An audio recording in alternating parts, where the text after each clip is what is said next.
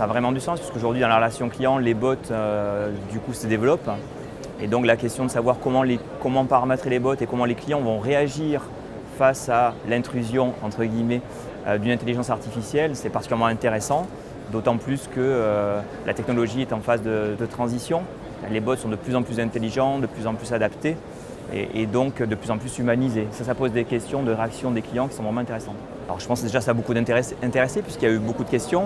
Alors l'émotion c'est au centre de toute façon de la relation client et pour moi c'est vraiment une question clé puisque la question c'est est-ce qu'on va confier au bot des tâches simples, par exemple de consultation de compte où là l'émotion finalement n'est que très peu partie prenante, ou est-ce qu'on va aller vraiment vers une intelligence artificielle qui va aider le conseiller et l'aider dans sa compréhension des problèmes clients. Il y a la question des émotions. Donc tant que les bots ne sont pas capables de comprendre les émotions, ça limite beaucoup le potentiel.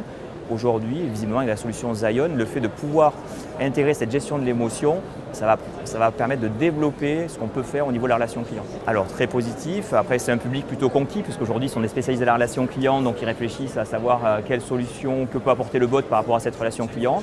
Après ça ouvre aussi des questions d'éthique et de gestion des collaborateurs. Il y a eu des questions sur ce sujet-là qui sont très importantes. Comment on accompagne les collaborateurs avec un bot? Est-ce qu'il est là en soutien? Est-ce qu'il est là parfois pour les remplacer ou au contraire pour effectuer des tâches simples et délester le chargé clientèle de tâches peu intéressantes? Pour moi, c'est un enjeu fort parce qu'à terme, la réponse est plutôt non. L'intelligence artificielle sera capable, oui, de remplacer les collaborateurs pour une large partie. Donc comment les entreprises vont accompagner ce mouvement, comment les collaborateurs vont l'accepter, ça pose des questions très intéressantes de ressources humaines pour le coup.